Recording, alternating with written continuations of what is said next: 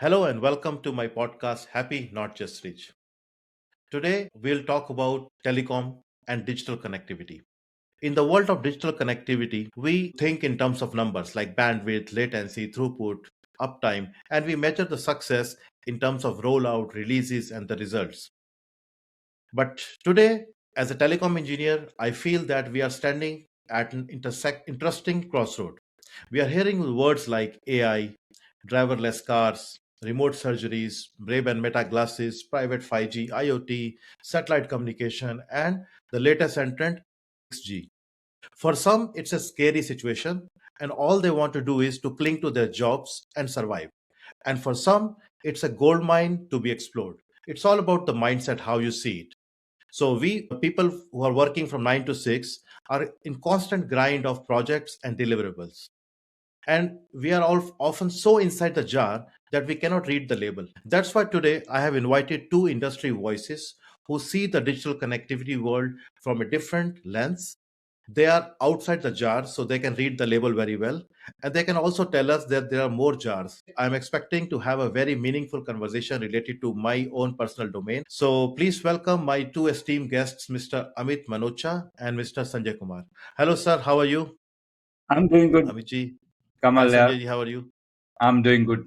Okay. Mr. Amit Manocha is an industry advisor and transformation architect working at the intersection of AI, robotics, 5G, and emerging technologies. He is helping enterprises turn research into real world impact. Alongside him, we have Mr. Sanjay Kumar, who is the founder of Telco Learn Services and who has empowered thousands of telecom professionals globally by building future ready skills across telecom, cloud, and AI. So, once again, warm welcome. How is the things in India? Pleasure to be here, Kamal. Right. So the things are very exciting, as you know that these technologies keep on going in some kind of waves, ups and downs. So currently we are more in the phase of saturation of 5G and just started getting excited for the 6G, as we call as of now. Right. Companies are saying that this is going to be the end of G's, but I don't feel that is going to happen very soon. Pretty much excited to and waiting for 6G to happen in next year. Great, great. Amitji, your views, something about the market in India? So Sanjay says, it's an exciting proposition that okay, 5G is taking place. Now they are realizing that where is the value to be unlocked, and they are trying their level best to get some. You can say business in operating model. But on the CG side, thing is that it's you can say not only the technological change. That technological change start from the you can say chip design. Right, So in 6G, basically when terabytes of speed is required and the current material which has been there, that is not going to be supported. But good part is that even in Indian DRDOs has developed material like silicon carbide or gallium nitrate, and they have already developed a chip based on that. So those technological developments are going to be started. But 6G is going to be revolutionary, not in terms of infrastructure upgrade, but it's a you can say key differentiator how the system thinking should work. So that is my views. I would put my 1 cent into the same topic. In the legacy world, the technologies developed in some part of the world, and before they came to India, it took 3, 4 years. But when it comes to now 5G and 6G, India was very much Are neck to with the neck global at uh, far. Yeah, and economy. in some stages, it was also ahead. Like we have our Ahead. own Mobile World Congress, we have our own market of. So it's a really, really very big market, not only for us Indians, but for the others also. Because if, for example, I am a handset manufacturer and I see a huge market over there, and if I can barge into this market, I can take some share, economy of scale. It will And really impact my yeah, costing and Kamal, everything. you mentioned about IMC. If you see, IMC is happening. That's one part of the story, but it is happening at a scale, right? The kind of Right. scale what we see is humongous, right? So it's really so Indian economy is like that, right? You can love me, you can hate me, but you can't ignore me. You cannot So ignore we me, we right? are currently at that stage where we can't be ignored as a tech nation, as a consuming consumer nation, right? The Right. kind of skill set what we bring in the software, in the hardware, in the services, right? So it's going to be unignorable. Nobody can afford to ignore it. Right. Right. Yeah. And let me Oh, share you okay. some. Well, good. Yeah, Yeah. let me Please, give you please, some more please, insight. please. I mean, as you mentioned that we are not behind it, and I tell you the reason. The government has taken these kind of initiative very seriously. I was part of one of the committee who has presented the 6G vision document to the government of India. There is a one committee has been formed which has academia, DOT, and as well as industry. So we have drafted the entire report that how the 6G should be progressed in India. That we called as a Vision 2030 for India. So how the 6G is going to be consumed and become a reality. Another thing is that even TSDSI, Telecom Standard of India, has launched various awareness session, or you can say this kind of sessions to the audience. And in fact, I was part of one of the 2023 conferences on the 6G as a guest panel. And not only this kind of IMC is the local, even the manufacturing things are also happening in India. Semicon initiative, Semicon 2022 to onwards. India is very much focused on that how the semiconductor industry is going to be the reality in Indian manufacturing sector. So once we are going to develop this kind of chips and entire ecosystem, then all things are going to be in parallel. I mean, those are going to be developed on top of that. So it is not that now we are the, I mean, technological adoption, but we are also contributing in the technological development as well, and at the same pace. As I can see, you both have spent more than 2 decades in the industry. So we'll talk a little bit about history. How do you see the journey? And can you highlight some of the changes which you could have never predicted? Like surprising changes that this happened? I could have never thought of that. Okay, Any, Amit, over can to you, you, then I'll pick yeah, it up. Yeah. Amit, yeah, you can. See, when I or Sanjay started our careers, all these things are, I mean, in standalone way. I mean, when something is being developed over some infrastructure or even network, we said our job is done. I mean, we have successfully deployed this kind of things. That was the mindset we have. Or, I mean, that was a need actually. You need to do some kind of stabilization. It's so basically IT is all about you can say the side jobs. But now the way IT becomes, I mean, you are orchestrating the workflows. You are directly intermediating in the operation side. Without, I mean, IT, you cannot define your workflows, Yeah, right? So we have never imagined that how this IT would be the core part of the any kind of business operation. Second thing, I also realized that, I mean, when we started this career, all these are different kind of verticals are there, and then there are some COEs are there. So everybody is working in the silos. I mean, so for example, telecom itself is a one division. Still, it is a division, but now at least telecom, along with the you can say horizontal, and along with some kind of you can say cross section with other manufacturing industry or retail industry or energy utility, they are trying to do this collaborative work. So which was never been a. I mean, when we started this career, that was never thought about. yeah, it was all about voice, data, SMS. Even data Yes. was not there, voice and SMS. Voices and MS. But you have never came to know, okay, that is going to be used in another section also, other industrial sector also. So that was another. And but if you ask me what is the fundamental change is that I mean technology has a tremendous pace, but human ability to adapt that things that has not taken to that level. And there are reasons behind that because see we have developed the technology, but human had its own way to learn, and basically some of professionals have already learned that. But I mean you can say complete community, still those things are there. I mean adoption is not up to that level, but I mean that these are some kind of surprises for me. Okay. So let me share a Right. different perspective, Kamal. So, I come from EC background, electronics and communication, as we call it. Right. So, I started my first job as a project engineer, climbing to the tower and, taking antennas on my back and installing that antenna. I never thought that, I will be doing the same stuff, of course, with the AIML, with Python, with Linux. Right. So the world has changed in a big way, right? Where we have moved away from the hardware based architecture to completely software based architecture, completely driven, as Amit has mentioned, completely driven by AIML, automation, orchestration. So these things, I would have never imagined that, I will be writing a code in Python or C, C++, writing about Mac, RLC layer, because I was not really fond of that. It is kind of push which is happening from the industry, which is making me doing all these things which I never imagined, never thought of. But coming back, I'm really enjoying it. I keep on interacting with youngsters. They are full of energy. The only problem is, still, if I ask them what is telecom, they talk about three companies, four companies, which are typically mobile network Yes. operator. I tell them, Yeah. every Mercedes car runs with a 1 million line of code. Every call what you make runs hundreds of protocol messages in the network. So that disconnect is still there. People still think that making a call in mobile phone is just like about radio, is nothing beyond that. So the programming software is something very, very exciting area, right? The RESTful API architecture, network exposure, as we will talk about more about these things in the upcoming discussion. But that the softwareization of the network is something which is pretty exciting at current stage. Yeah.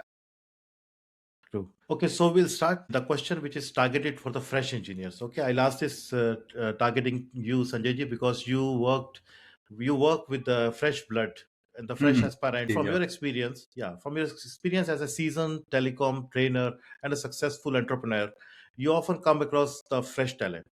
What advice would you give to the fresh aspirant who want to make a living from this digital connectivity world?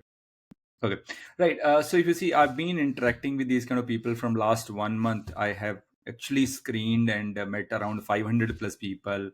All right. The typical thing what I see is whenever we say telecom, everybody looks at a mobile perspective. Nobody talks about the digital connectivity and a major backbone to the connectivity ecosystem what we run around.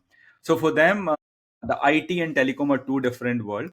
Whenever I talk to them, I tell them, see, these are not two different worlds anymore, right? So they have a pretty huge overlap. The telecom, what you can think of, any software jobs, any cloud jobs, any DevOps job, they are available in telecom industry. Telecom is more software than hardware today, right? So I tell them, when you're making a call, it's actually doing a RESTful API communication in the network over HTTP protocol, which most of them are not able to relate some most of the time.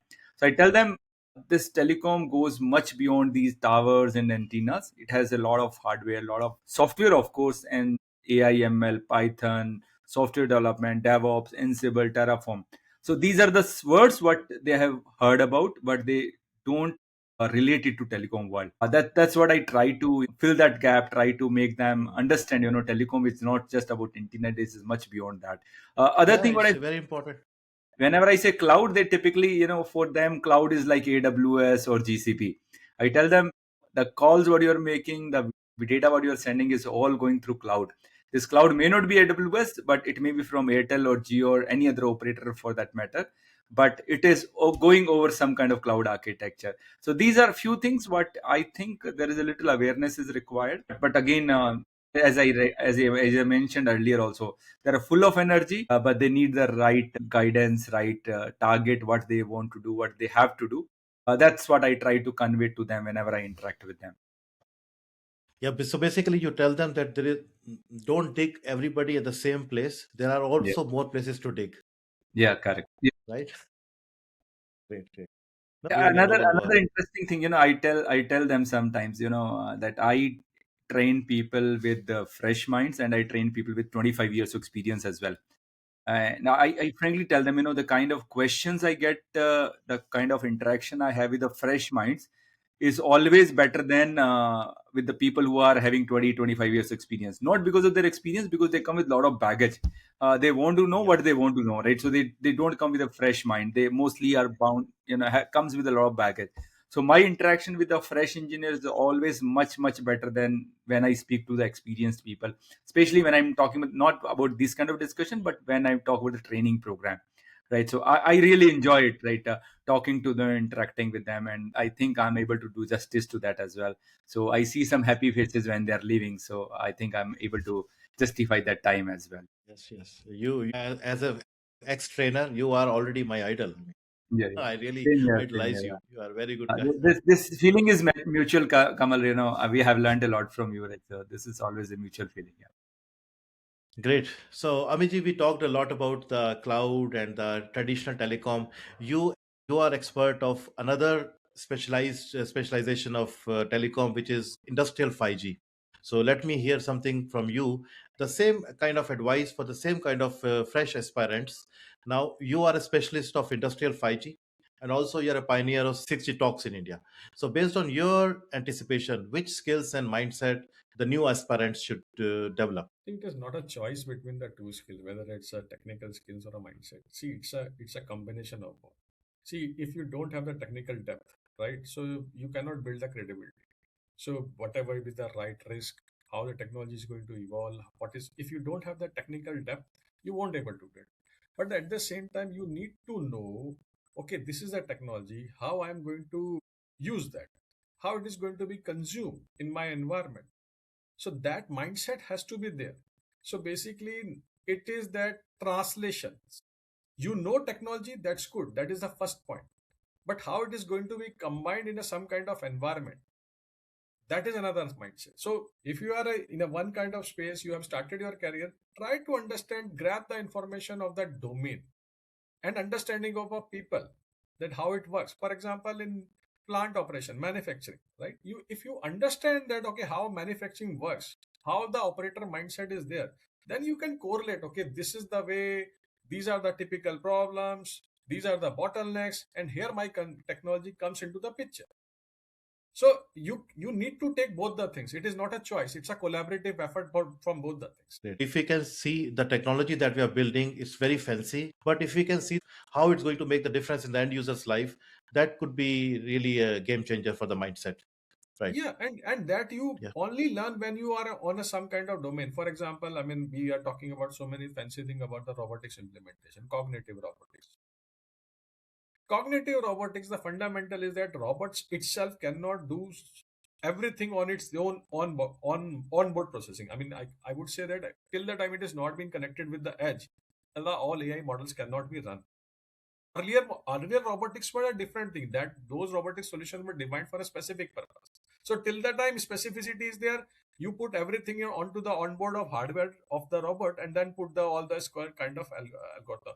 But the way cognition Yeah. happen, right? So cognition Right. whenever happen, they need to do the runtime decision making. So then the role of, I mean, reliable you can say wireless or something like that is very much required. So you need to understand that if you start, I mean, putting your time into the domain understanding and that how operation works, then you will get a lot many ideas. This is the one example I have given you. It is that, I mean, you need to familiar with those things. Many people don't think about it. They only think that I have mastered this, let's say, 8 chapters. In each chapters, I have really understood everything how it is. But sometimes it's good to just step out, have an overview what this thing does and how it can affect the life of others. Really, really And important. that is applicable to the robotics engineer as well. I mean, it is not a one-sided story. It is that how you are doing the collaboration. Yeah, great. Okay, we'll also talk a little bit more about 5G and now in terms of dollars now, 5G monetization. We often hear from all the MNOs and CSPs that the 5G monetization has been a tough nut to crack. How do you see this 5G from a business intelligence perspective? Because still a lot of juice is left in 5G. We started talking about 6G, but I still feel that 5G has a lot of juice still there. How do you see this from the business intelligence perspective for monetization? See, first of all, this the traditional way, subscriber way, right? 5G is not for the subscriber way. That is my own interpretation, because it has a some kind of, you can say, real feature. I mean, guaranteed services, better deterministic services, faster. So, and I mean, subscriber base may or may not required up to that level. But these deterministic things, all these things are very, very important into the industrial automation aspects, right? So now, if there are two ways, one is that the existing and those kind of businesses will only come when you have a reliable entire ecosystem is in place. For example, the way you are saying that, okay, I have a subscriber base. So what this subscriber base is helping you, it is basically helping you to set up the credential that, okay, if my volumes are going high, low, that is a stability in your infrastructure. And that level of stability and predictability is very much required into the industrial environments, right?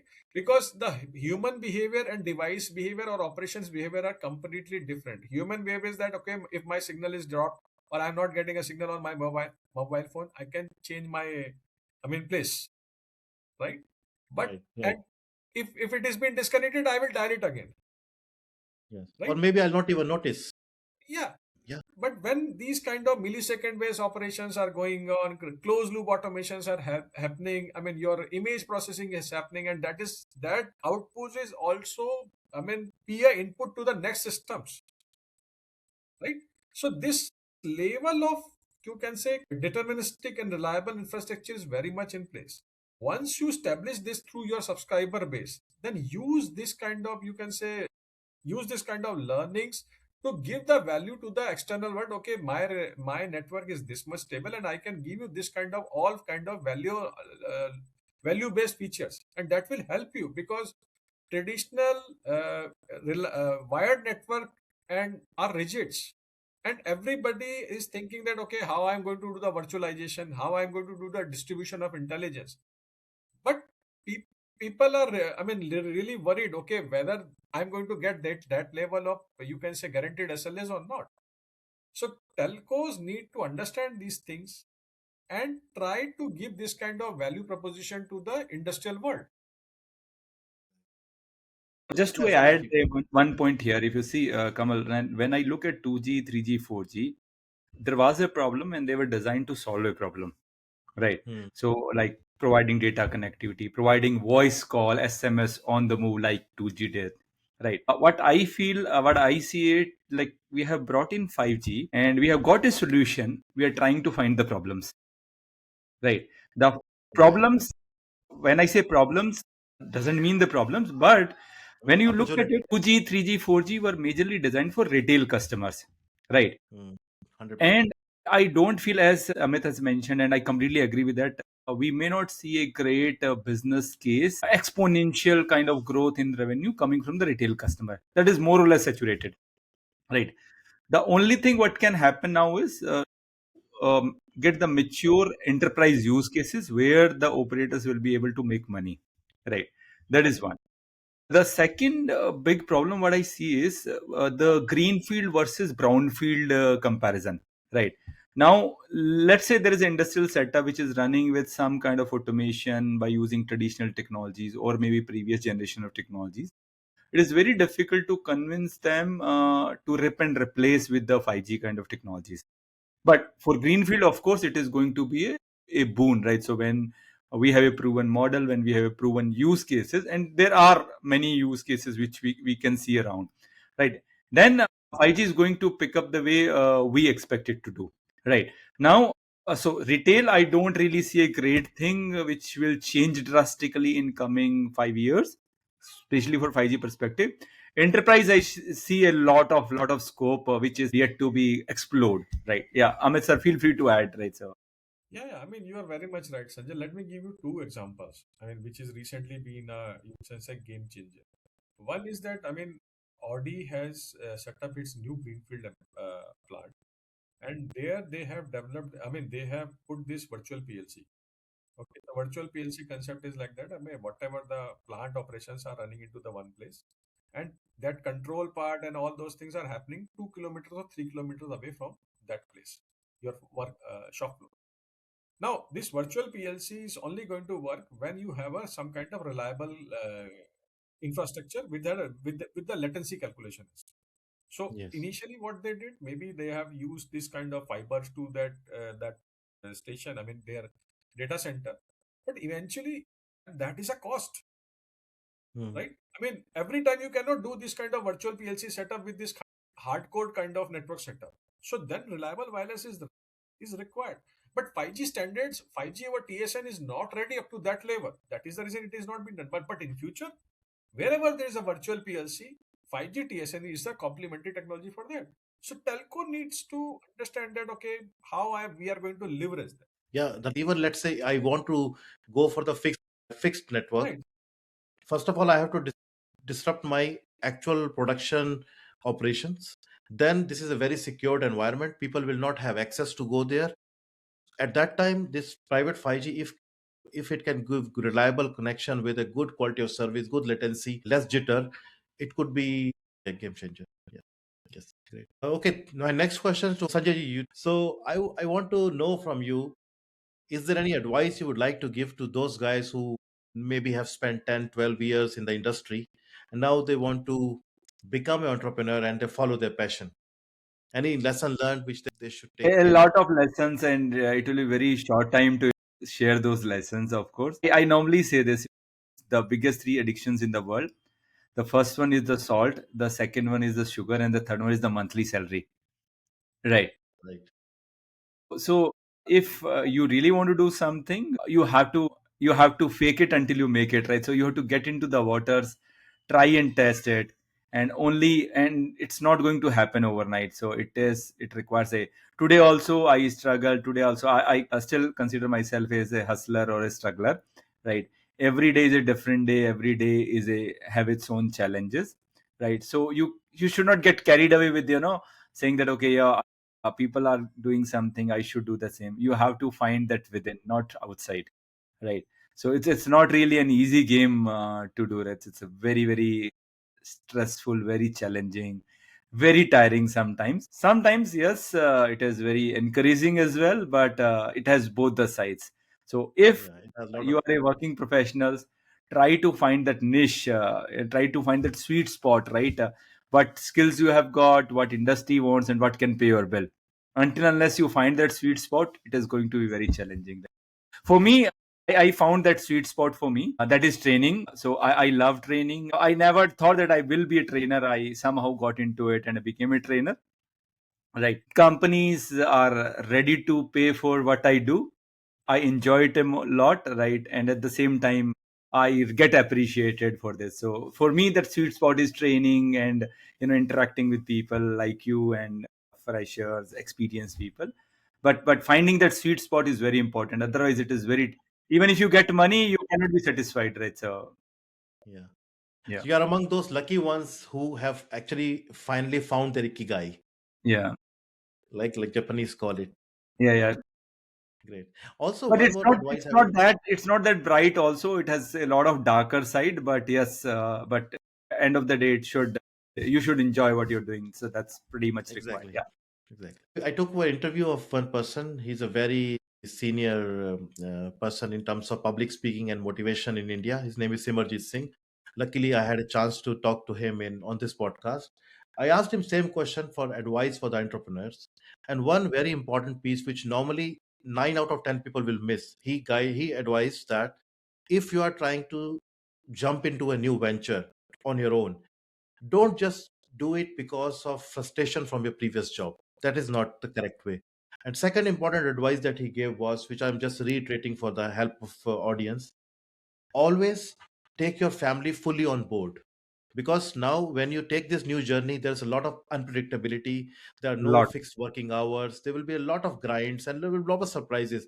So at that journey, please take a full buy-in, full support, and full understanding of the family, so that they become your support system and not pulling you down at the Not times your when you're already. competitor or like, yeah. So Yeah. that's rightly said. I have gone through that journey. Like, thanks to my wife, she has been always there for with the thick and thin times, at bad times, good times. And my hair, what you see black, it's not colored, right? It got gray in 2011. I had a Wow. completely gray hair. It has became black again, right? So in 6 months, you will be very different guy. So having support from family is unmatchable. If anything come your way, you can fight with them. If your family with you, if your family, you have that kind of support system. But if that support system is missing, it's very difficult to deal with the troubles which are happening, the turbulence which you have outside. Very difficult. Thanks for sharing. Thanks for sharing your experience. Okay, next question now to Amit ji, once again to you. Now, let's say if a surgeon can sit in Germany and operate patients in Rome, what stops an individual sitting in Bangalore and supervising a robot in, let's say, California? Is it a technical barrier, or operational, or it's a mindset driven? Technology has proven, okay, technology is there. I mean, these kind of things are possible. But the fundamental thing is that whenever, see, industry is not operating on the technological basis, specifically manufacturing and all those things. These are very yield sensitive, operation processes sensitive. So till the time you are not going to introduce the complete frameworks, operating models, processes, Okay, and outcome SLAs. This is not going to be a rally. This is not going to be technologically. I mean, on a POC basis, or sometimes you can do that. That's not a problem. Whenever this kind of things are implemented over scale, you need to take some kind of accountability. So governance part is the key differentiators. How this complete operating model has to be designed. Remote. See the way content creation becomes the remote work. Next big wave when blue collar augmentation is going to happen, that remote operation is a, you can say, tightly coupled things for the blue collar augmentation. But that will become a reality when you have a, you can say, there is a proper operational procedure is there, operational process is there, and then governance structures should be there. So it's a, you can say that, okay, we need to define those kind of things, and industry has to collaborate with the, I mean, connectivity provider. It's a collaborative ecosystem, so you need to set up those kind of frameworks and operating model. Once you fix that, then this becomes a real. What is 5G? Ultimately, every country, everybody is looking for that manufacturing should be near shore or front shore. Okay. So what does that mean? I mean, if you are going to set up a manufacturing unit, it is not as simple as setting up any infrastructure. It requires skills as well as cost factor. Two things are very important because people has to be trained to work on those environment, and there are skills are required as well as cost of operation. I mean, your labor cost has to be in control. Then and then you are going to set up a manufacturing facility. Now, what is going to happen if any country does not have this kind of labor issues, labor cost, or skill, then probably technology can play a better role, and it would be fully, you can say, with the help of automation, autonomousity, various kind of technological enablement.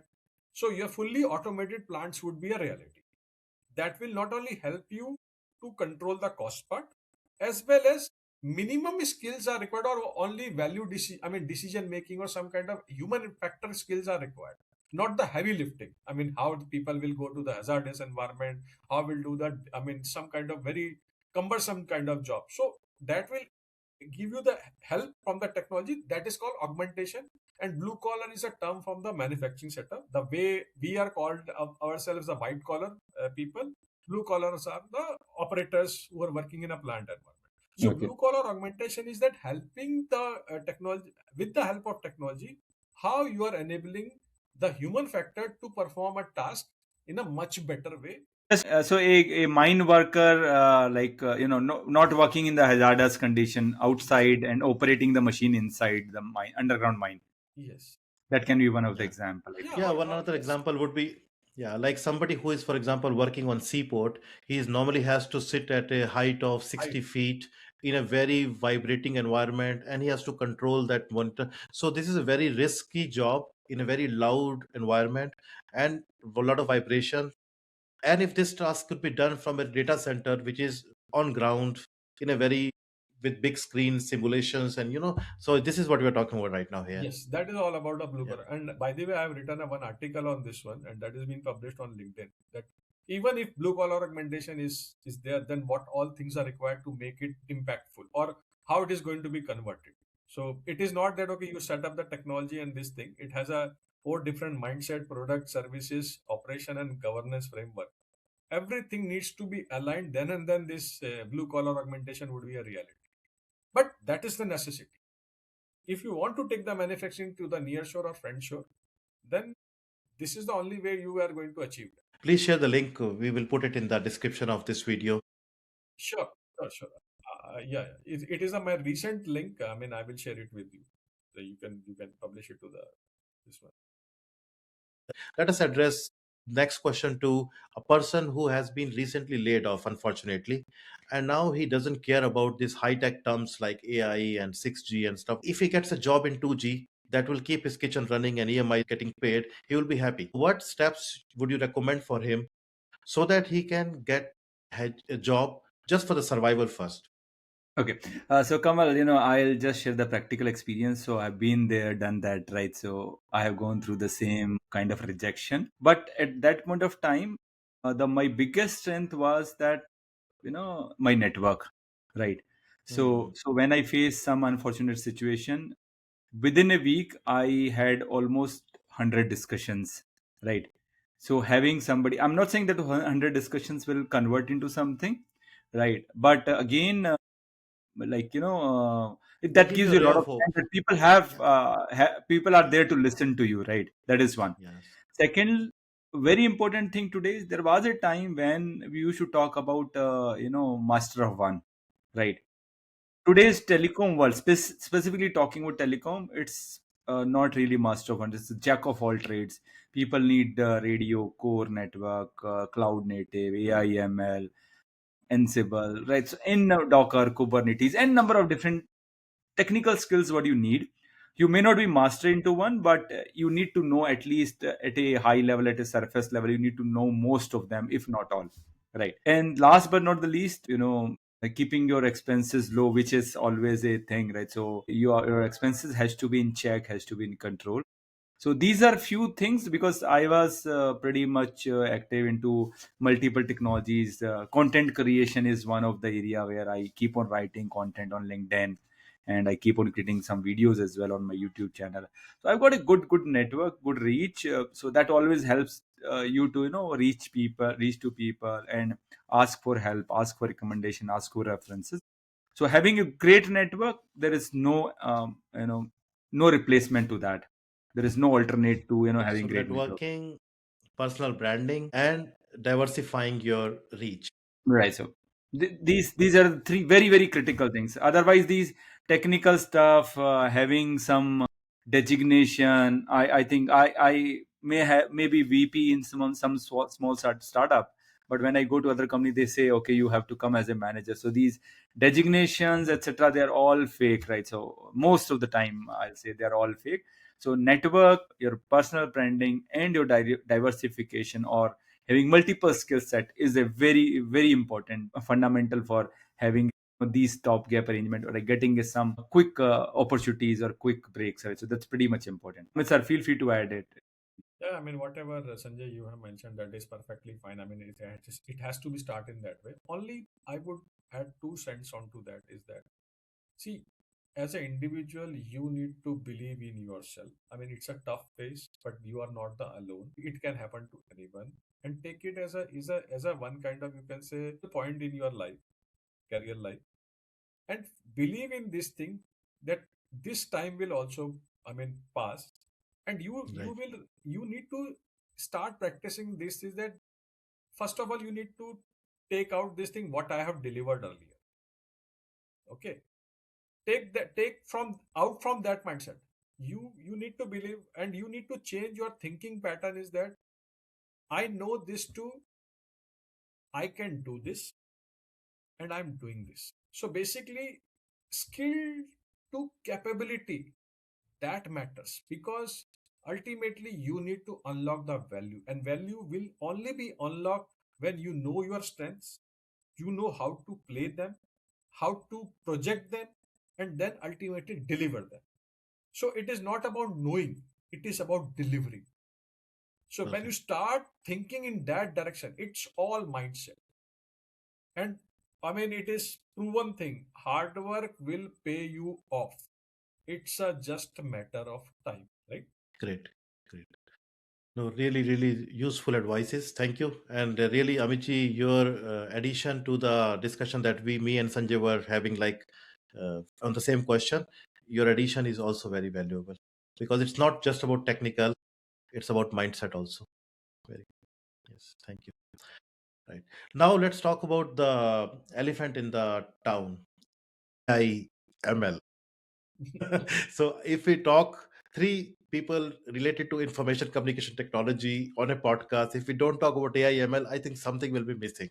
Like it will be a soup without salt. So AIML is the hot topic. Everybody at every conference or whenever industry leaders are meeting, they are discussing about it.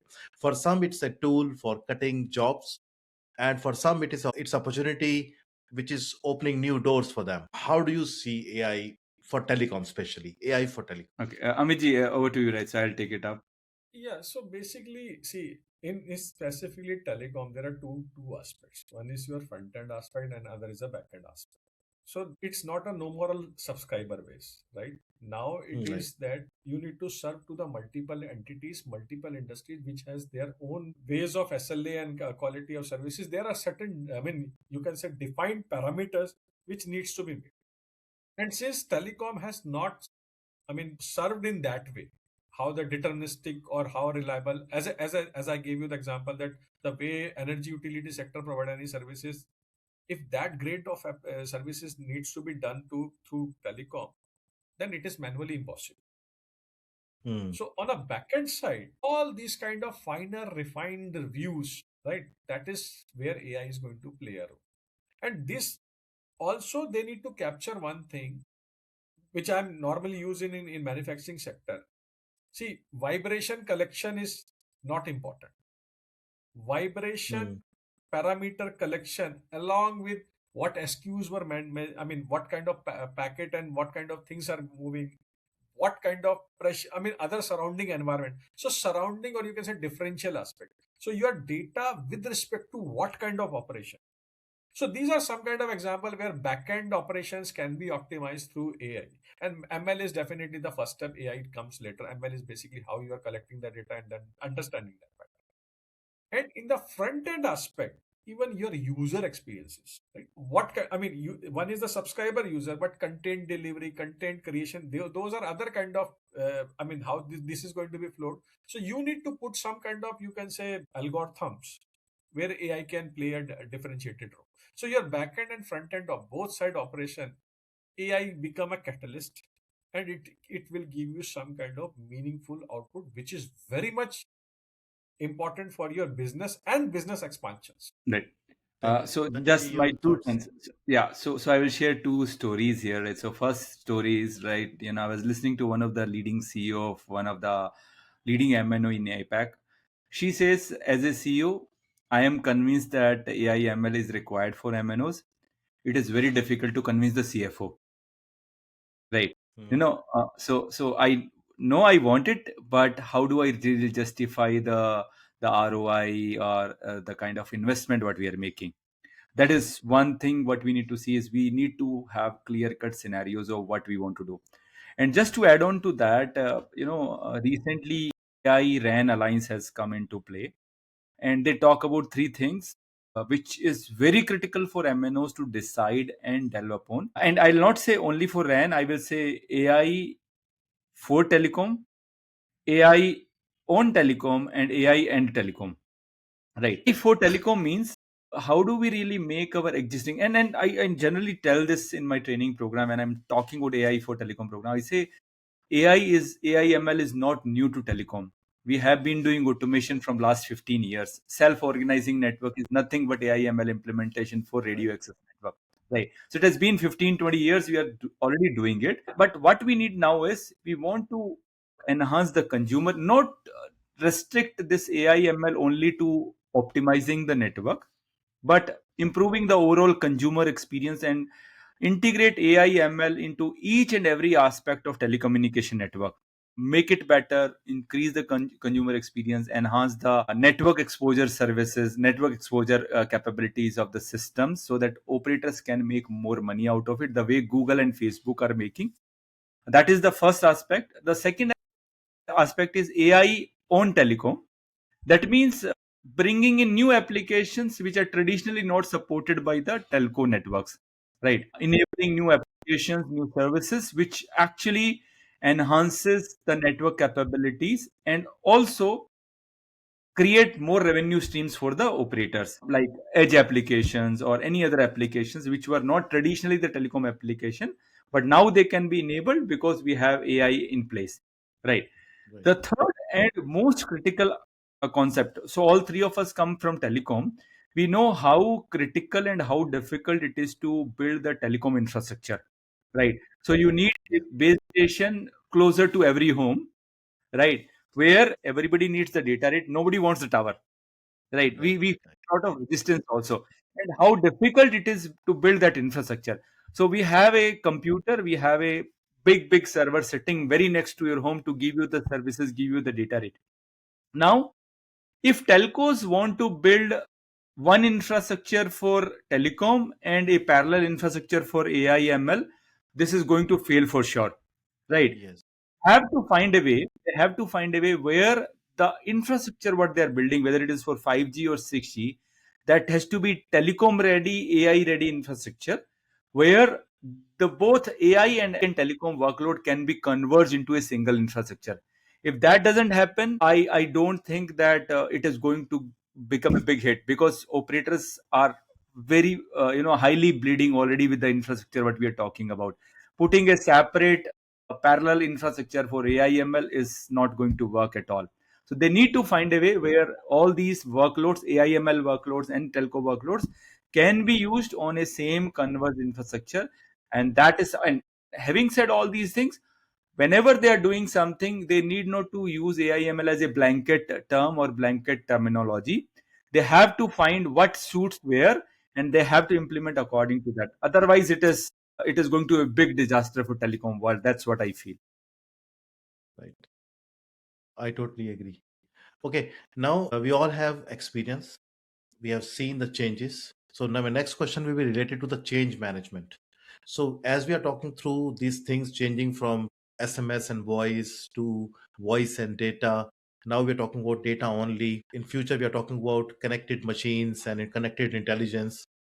We have seen so many changes in front of us. So for a person who is working at mid management level and there is no visibility in front of him because he wants to lead his team in a deterministic way. So think about this next question for a mid management level guy who has 14, 15 years experience. He's leading a team of 20, 25, maybe 50 engineers. His duty is to take the message of management and communicate to the team what's going on in the company. At the same time, he doesn't want to create panic. Mm-hmm. So this kind of situation today people are facing where they have to inform the team that there are changes going to be happen, but nobody knows exactly how these changes will happen.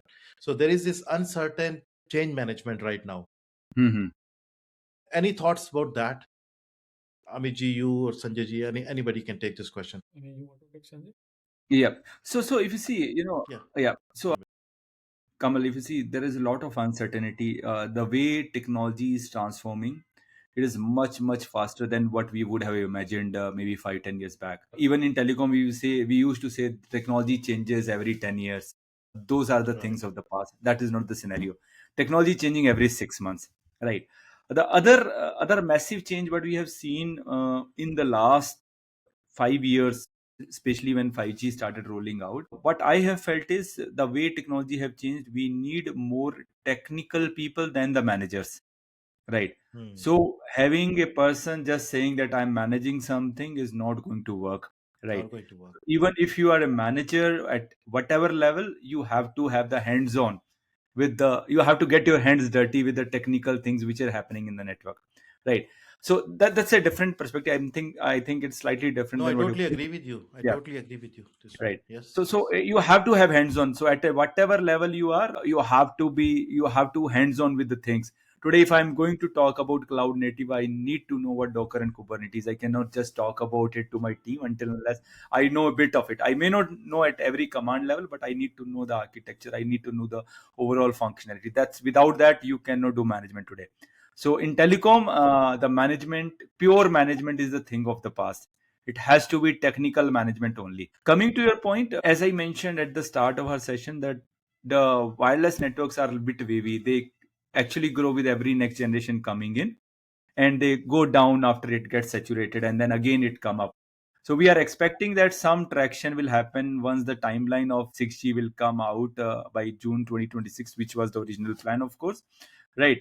So we are seeing that there are some traction going to happen, but before that, the market is little disrupted currently, right? And I see people have to have little patience in the things are going to change. The kind of hype what we have seen, where Amazon, Google, any software company you name, they have started jumping in the bandwagon of 5G. That has more, the dust has settled more or less. The things are more or less in control, even though they may not look very promising currently, may not look very attractive. But I think that dust has settled, right? Google has settled. AWS has stopped their private network deployment. They have stopped their services on their AWS console. So I think more or less the things are in control now. Maybe another 6 8 months 10 months of uncertainty, and the things are going to get better from there.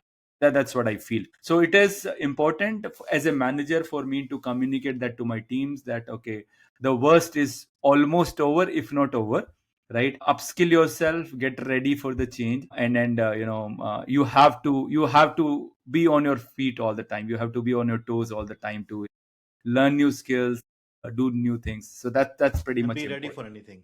Be ready for it. Yeah, Amit, Miji. your two, yes.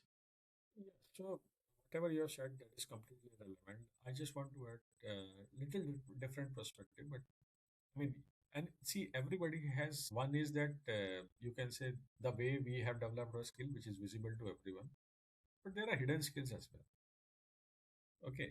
So my simple suggestion is that I take these kind of things in this way, that there are three dimensions to enhance your skills. One is technological development, another is technological consumption, and third is a domain understanding. So whatever you are doing, suppose you are in one of the dimensions, one of the axis, technological development, technological consumption, or domain. Try to get the perspective of a other axis as well. And if you are going to take the three axis, then well and good, right? So If you can if you manage. are, yeah, if you are managed, then you see that okay, on a very how this kind of things are going to be useful in a various domain. What are the critical factors, right? So you need to, I mean, try to gather that information, and then in the age of AI, it is very much easy to augment your knowledge. Basically, I'm not telling you to change your core skill, but at least augment your skills with these three dimensions. Okay, so you could be somewhere between technological development or consumption. Try to draw those kind of parallels, or with respect to some domain, how it is going to be useful. So this is the way you can start evolving yourself. And then under another is concept I'm using. So this concept I mean my term as cube of expertise, because you have three Cube of dimensions. expertise. Yeah, cube of expert. You have at one dimension a technological development, consumption, and domain. Another approach on top of this is that prosumer approach. Okay, so prosumer means it comes from a electricity grid things. The way solar panel has been integrated, that means anyone can now produce energy and give it back to the grid itself. So now you are Hmm. producer as well as consumer. So that is the term prosumer comes. So whatever you are consuming, try to produce something. So if you are working in these two dimension or three dimension, then definitely something will come out. Then give back to that. Okay. So this way you will feel empowered that okay, I am doing some, because you have, as I told, there are hidden skills and then your way of working, but you need to evolve yourself. So the moment you start doing this kind of things, you will see very beautiful pattern within yourself and you feel empowered. Yes. So it's a Great. little different perspective, but try to apply these kind of things. Okay.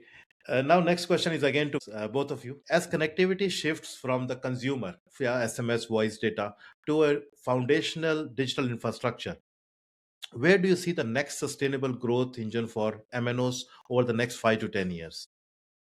So, this question is more for the CFOs and CEOs of the big MNOs. So, if they are listening, anybody in the C level suite is listening, what's your understanding of the market? Where is the next sustainable growth engine for next 5 or 10 years? Okay, so I would like to take this. So one point what I have already highlighted earlier, one was like typically talking about the enterprise market segment, that's going to be one of the growth engine for the MNOs.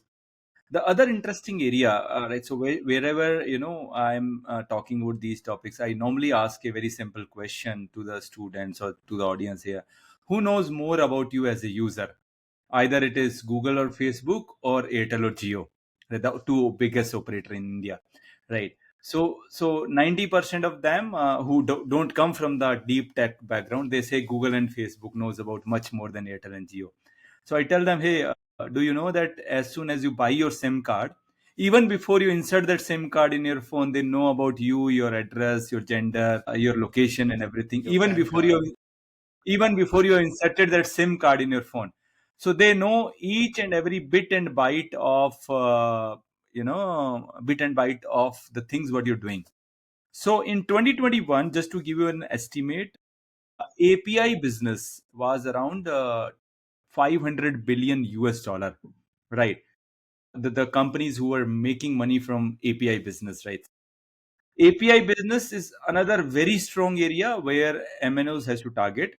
And of course, the companies are working in the direction. Recently, Ericsson has created a joint venture company with 13 or 15 leading MNOs of the world, right? Just to build the software products and API around telecom services.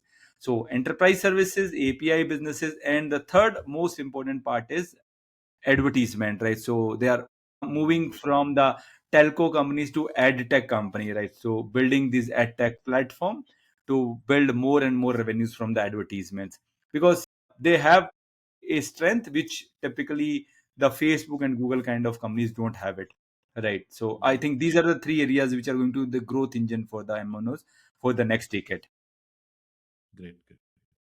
Amitji, your Yeah, views on so this topic? whatever Sanjay has said, I mean, I just double click on that version. See, you have heard about V2X, right? So Yeah, V2X is one version where, I mean, they are going to get measure of the business. Then second is industrial operation, remote operation, augmented operation, right? Closed loop automation, slicing, whatever we get. But another angle is that the way 6G is coming, or the you have ubiquitous connectivity and a non-terrestrial network. Telco also need. I mean, they are. I'm sure they are aware about that. That now connectivity is on the aerial side as well, not towards the ground, because there are so many things. When you the moment you think about the aerial connectivities, it would be a completely different paradigm shift. Your eVTOLs, right? eVTOLs are, I mean, unmanned passengers, drone applications, drone monitorings, right? Drone based. So the moment you so far your all focus is on the ground based communication. The moment you think about the aerial based communication, there's lot many opportunities are going to be open. But you need to think about that okay, how I'm going to deliver in a collaborative way, because people in the drone business, eVTOL, they need robust connectivity and infrastructure. But you need to work with them with a collaborative way, not as a standalone connectivity provider. You have to have come with a collaborative approach that okay, how as a cohesive we are going to deliver this kind of service. And by the way, the way private 5G has been this spectrum allocation happen. You know, this John Deere who has purchased the 5G spectrum is now providing tractor as a service farming in the farming world, because he has its own intelligent tractor, as well as he has purchased the CBRS spectrum, so he can provide that service. So similarly, telco also needs to think in that direction, that how I am going to help in this kind of augmentation, Okay. right? Yeah. So these are, I mean, you need to drill, as I said, I mean, understand the industrial context, you will find lot many opportunities.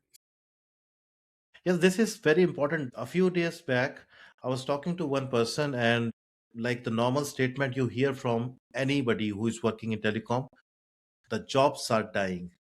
Okay. Like I made this very general statement, jobs are dying, which is like a very common man statement. The person who was listening to me, he was also saying that I need good guys and I'm not finding them. That is also true. So if you just want anybody, there are 5,000 people, 5 million people available.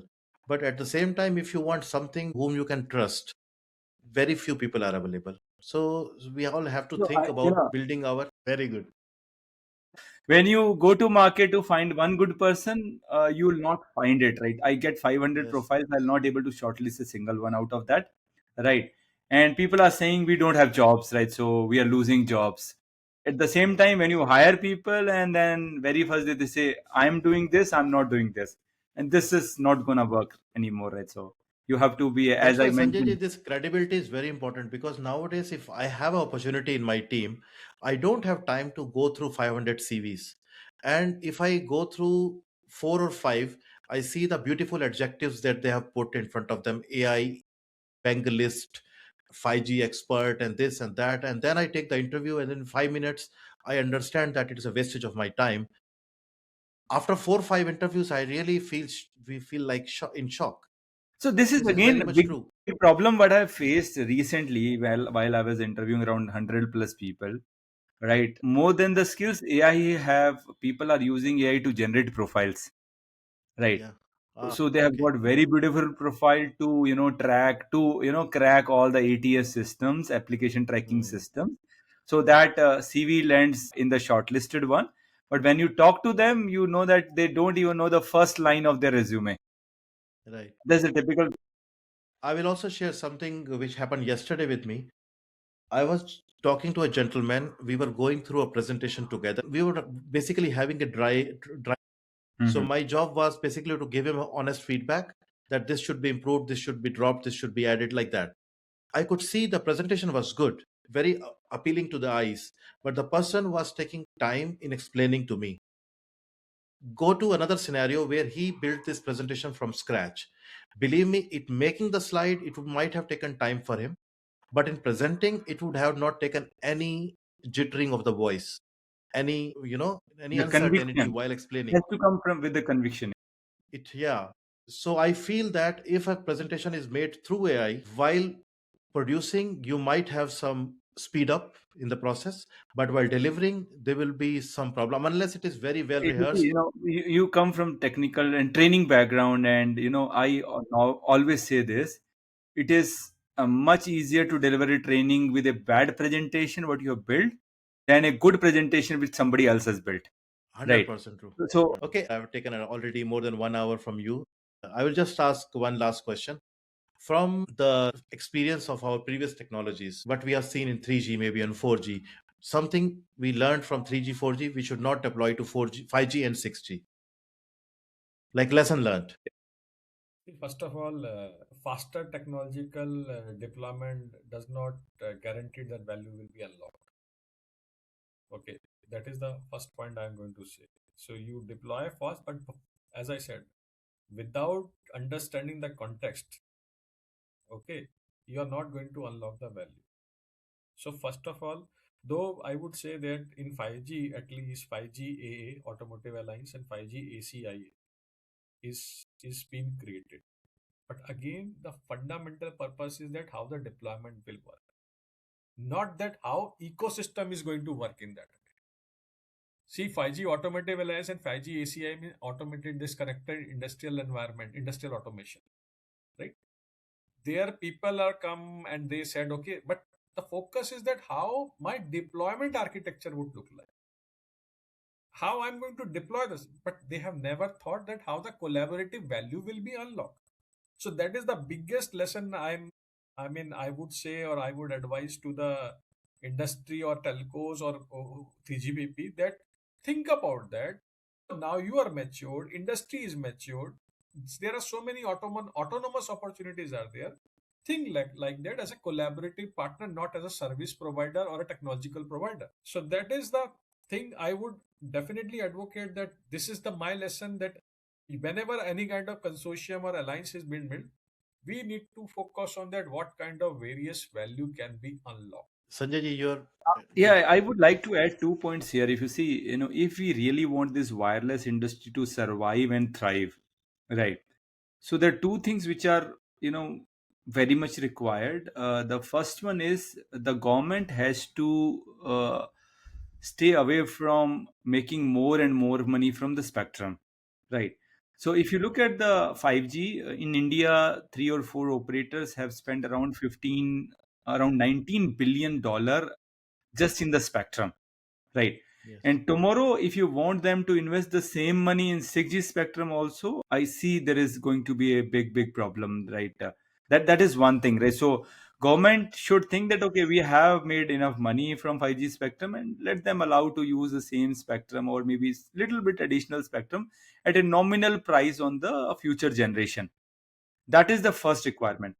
The second important thing is moving away from these hardware transformation. Of course, in some of the areas Amit has mentioned where we need to do the material management or material implementation, because the material itself is not available to handle those kind of workloads or those kind of data rates. That is where it will be required. But when we talk about central processing, central architecture, you see, when you started using WhatsApp maybe 10-15 years back, and what you was using start WhatsApp today, it has evolved a lot, but not with much of a hardware changes. It's mostly happened with the software upgrades. So the telecom networks has to be more software centric than hardware updates, and selling these boxes, selling these hardwares to operators again and again, because there is a limitation when they can take this hardware. So if you look at the operators in India, they are already running four networks: 2G, 5G. Of course, 3G Yeah. is slowly getting down, but still they have, on But top of still, that, they have, operational cost is there. Yeah. yeah, on top of that, that's only wireless I'm talking about. On top of that, they have the fiber network, they have landline networks, they have IP or internet networks. So they are managing kind of seven Digital networks. TV.